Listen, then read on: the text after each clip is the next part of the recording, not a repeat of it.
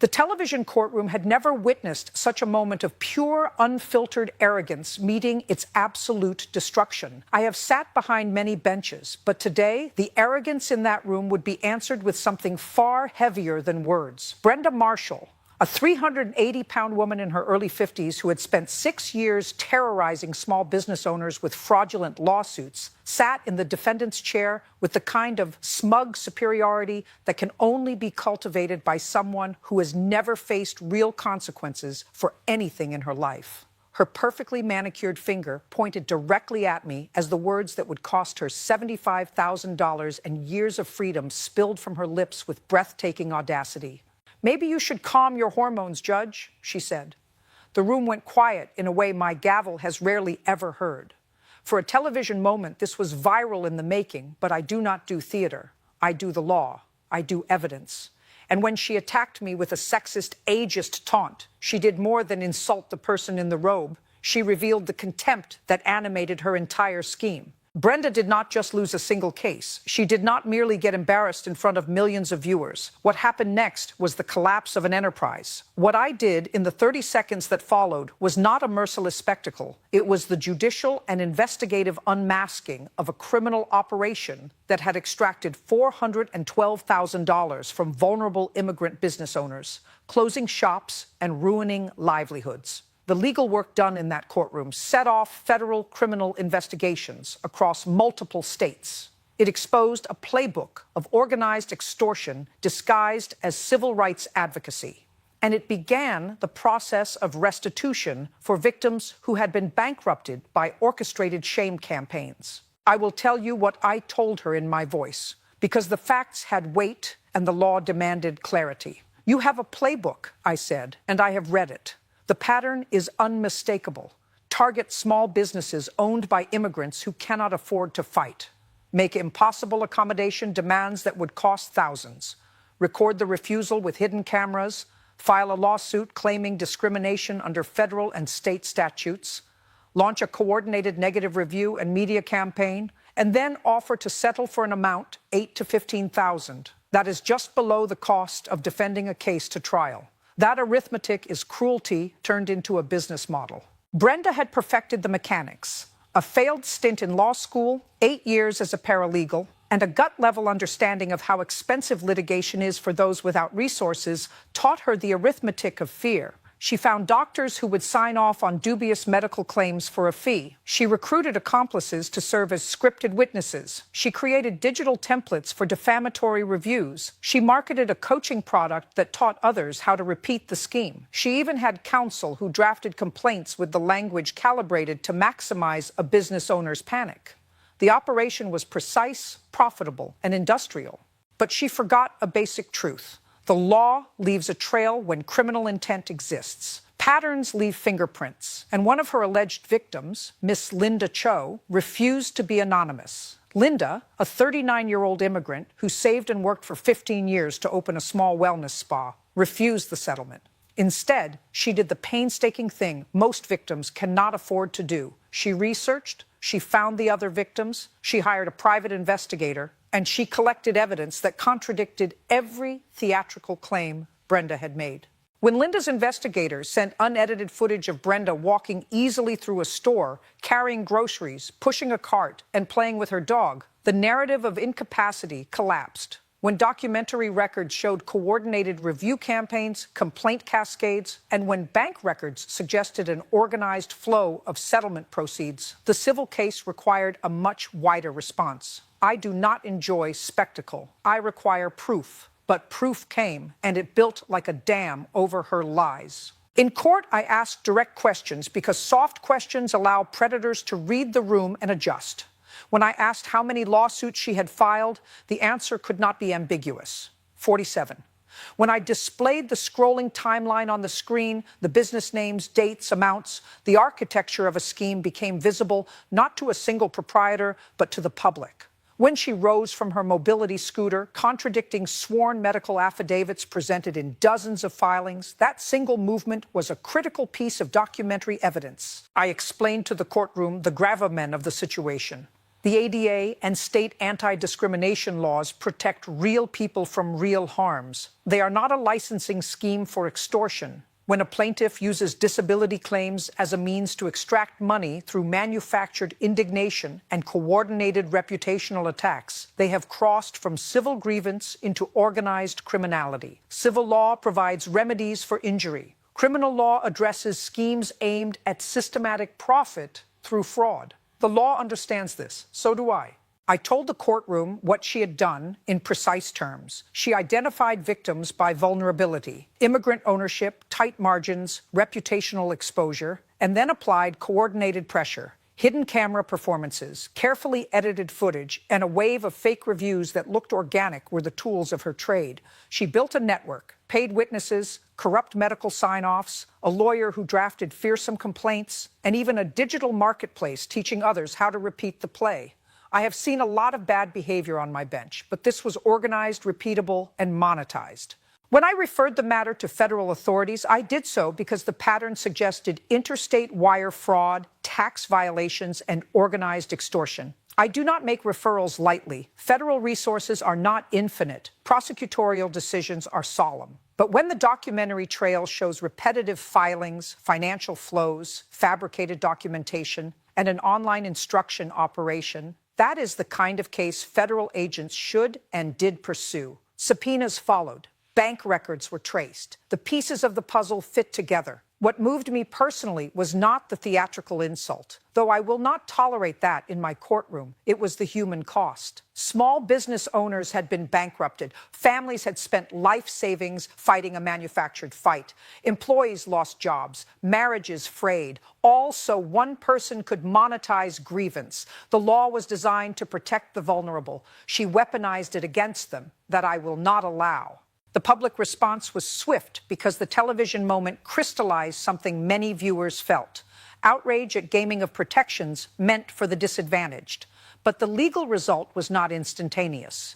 It required careful assembly of admissible evidence, unedited surveillance footage with verified chain of custody, independent medical evaluations by physicians with no conflict, bank transfers and settlement records, archival captures of online coaching materials, and review campaigns. When the evidentiary discipline is rigorous, public exposure becomes an accelerator for accountability, not a substitute for it.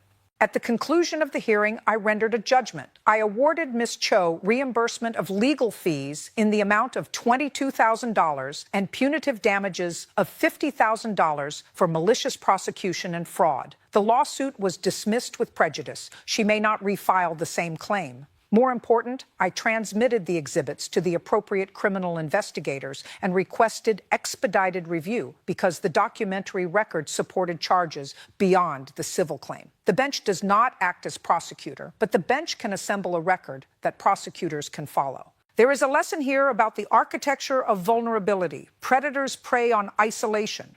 Scams that rely on victims who do not compare notes, who fear exposure, or who cannot afford extended defense metastasize quickly. That is why community, documentation, and legal aid matter. Linda could fight because she found others and persisted. Most cannot. The systemic response must include better early warning detection, docket analytics to flag repeat plaintiffs, cross-jurisdictional alerts, and community legal clinics empowered to help proprietors document and respond quickly. Those are practical reforms, not slogans. Let me be practical about remedies and reforms, because feelings don't fix systemic holes. Policy does. Judges have inherent authority to impose pre-filing restrictions on vexatious litigants.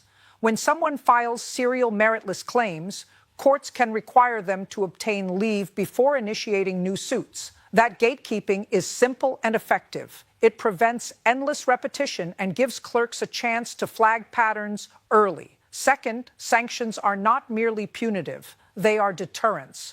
Courts should impose monetary penalties, fee shifts, and, where appropriate, require bond or security before further filings to ensure predatory claimants cannot empty a community through coercive litigation. Technology has a role, too. Platform operators who host reviews and complaint forums must build rapid detection tools for coordinated manipulation.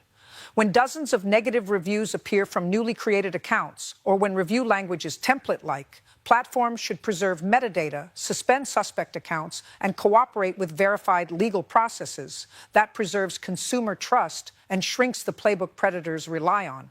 I want to address another corner of this crime: the market for false medical assessments. We saw in this case doctors who signed reports for a fee. That is professional misconduct and potential criminal facilitation. Licensing boards must act swiftly when credible evidence of fabricated medical opinions surfaces. When physicians provide false documentation for financial extraction, they compromise public confidence and the integrity of disability protections. Regulatory bodies must treat that as a severe breach, and boards should coordinate with investigatory authorities. Now, a word to small business owners watching. Preventability is costly, but not impossible. Maintain clear, time-stamped records of appointments, back up unedited footage off-site, keep correspondence organized, and cultivate a legal contact for quick consultation. Build community ties so that when a complaint emerges, other proprietors can be alerted and compare notes. Insurance helps, but more important is rapid documentation and outreach. Isolation is an exploitable vulnerability. To my colleagues on the bench, vigilance is necessary. Clerks should be trained to identify red flags. Repeat plaintiffs, identical complaint text, coordinated review spikes. When sufficient indicators appear, judges can consolidate cases, freeze settlement proceeds pending review, and notify law enforcement. Procedural moves like these preserve access to justice while denying predators the anonymity and momentum they rely upon. Let's talk about the human consequence one last time. The economic harm to Ms. Cho was immediate. Lost revenue, canceled contracts, clients who no longer trusted her business. The emotional toll was worse. Panic attacks, sleepless nights, shame she did not deserve. Monetary remedies cannot fully repair that damage, but they are necessary. The restitution orders in Brenda's case sought both to punish and to rebuild, to mark the wrong and to return resources to the injured. What of the attorney who profited from this racket? Counsel who facilitates systematic extraction, face bar discipline, contempt proceedings, and potential criminal exposure if they knowingly aided a fraud. The bar must enforce ethical standards vigorously. Lawyers are gatekeepers of the legal process, and when they abdicate that role for a fee, they corrupt the system. I am clear about that to every young lawyer who watches. Ethics is not optional. I have been asked more than once why a television judge would take on this kind of public action. The answer is simple. Exposure is sometimes part of accountability. Television confers no special power, but it provides transparency at scale. When evidence is displayed clearly and responsibly, victims find each other, witnesses come forward, and law enforcement receives leads it might otherwise never see. That does not mean every media moment should become a trial. It means we can use public scrutiny responsibly when the record justifies it. To the public, do not let cynicism drown courage. Systems improve when people use them honestly. When they are weaponized, reform follows. I have seen both sides of the ledger in my courtroom. Today, the ledger balanced toward restoration. The law will continue to be blunt where necessary and precise where possible. That is how public trust in our institutions is rebuilt, one documented case at a time. To Brenda Marshall, the courtroom is not a stage where you rehearse victimhood for profit. It is a place of law, and the law, when properly applied, strips illusions away. You thought you could weaponize compassion and anonymity for monetary gain. The record shows otherwise, and the sentence and restitution reflect the legal and human damage you caused. To Linda Cho and to the other victims, your courage is a public good. You stood up not just for yourself, but for others who could not. Your willingness to document, to reach out, and to persist made possible a repair that would have been impossible in isolation. That civic bravery restored faith in the law in a way 3 motions could not. One administrative addition I insisted upon: when courts receive patterns of serial filings, clerks should compile a redacted summary of the pattern and distribute it to neighboring jurisdictions and to relevant regulatory bodies. Predators often scatter filings across counties to hide patterns. Cross-jurisdictional communication accelerates detection and assists prosecutors. It is a simple administrative fix with outsized effect.